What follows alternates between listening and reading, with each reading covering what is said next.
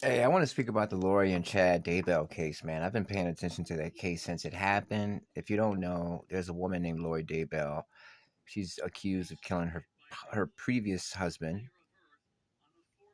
and her new. All right, so Lori Daybell married Chad Daybell. They're part of a cult. They're part of this like really esoteric underground movement that's inside the Church of Latter Day Saints, right?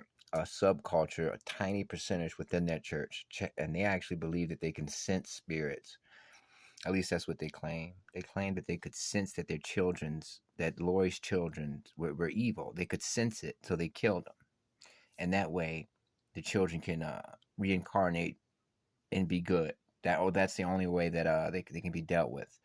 God told them to do that. And just watching how it played out, the guy Chad, he's this cult like guy. He has his own congregation of people who believe what he says. They go to his house and they get advice from him, spiritual healing. He can he hooks them up to a machine and he can claim to pass messages to them from God. He can pass messages to them from Jesus. And people believe it. These are good.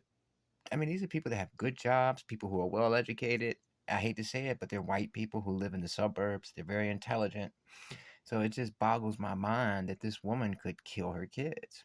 But the thing is, she killed her husband before that. And, you know, I think once you kill one time, it becomes easier the next time. And I think since she killed her husband first, she set that up with her brother. Her brother ended up shooting him, and the dashboard and that police body cam footage is so weird because the police come, the guy Alex, Lori's brother, is like, I just killed my brother-in-law, and the cops like, why? And he's like, well, he came at me with a bat. And obviously, everything was so staged. The cops didn't even arrest him. They allowed him to take them to the scene. He was showing them the scene. They weren't being aggressive with him. They actually just said, "Okay, buddy. So I'm going to make a report. Then you can go." And if you got time, check that out. The footage of Lori Daybell's brother Alex, uh, police body cam after he killed Lori's husband, and then after the husband was murdered, she married Chad Daybell. Then Chad Daybell's wife was murdered. So they were both married and they killed their spouses. And they're also charged with killing Lori's two children because they were evil. And the husband and everybody else they killed is because they were evil. God can speak to them. And they actually believed or claimed to believe that they thought that the world was going to end in August. I think it was like August. No, not August. Well, it could have been August. Yeah, last August or something like that. They thought that the world was going to end according to their beliefs. The world is going to end, and that's why they were okay with being arrested. That's why they were okay with going to prison. And it's crazy, man. The world didn't end, obviously. And let me show some footage, because I want you to get an idea of what's really taking place in case you don't know. I mean, and it's just, how could you kill your kids, man? I mean, like I say, these people are intelligent. They're people that you would bump into at a high-profile job.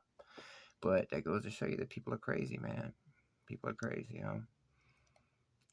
I mean, it's crazy. They're calling this the Doomsday Cult trial. And I seen it from day one. I mean, Chad and Lori got married in Hawaii when it was announced that their children were missing. The billboards were posted all over the country of their children missing. And they were in Hawaii getting married, taking pictures, smiling. The news is like, people are praying for your children. Where are they? And she's like, that's great. And the whole time they were in Chad Daybell's, they were in his yard, in his backyard. The kids were found in his backyard. And man, it's so crazy. It's so crazy.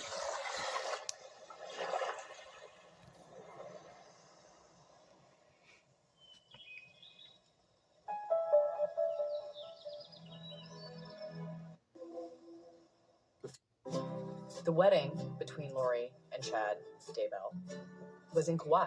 That's right. Were you invited? No, I don't think anybody was there except for the two of them and whoever performed the services. Dedicated herself to her children.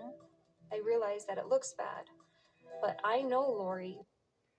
A message from Fireball. What did I say? I was 6'5". Do we split the bill? I need to clean my apartment. Very well, and We got married, and so we didn't go to the wedding. He don't have his license. He will play a pivotal role in Lori's life. Alex is a key piece to a puzzle that will take investigators months to put together. I'm Alex, and I'm gonna be Looney Tunes. He's the one who killed the children, and he's the one who killed everybody else, and then all of a sudden he was killed. So yeah, man, he killed his own niece and nephew, buried them in Lori's husband, Chad, the new husband's yard. And the moment when Chad Daybell realized the police were searching his home, oh my God, he just so happened to be on the phone with Lori on a jail phone call because Lori had got arrested first, and Chad was out for a few weeks. And he was on the phone with her while she was in jail. He was free. He was watching the police, sitting in his car, watching the police dig his yard up, and he knew those bodies were there. He knew it. And you could tell that they knew it was over. But they thought the universe was going to end.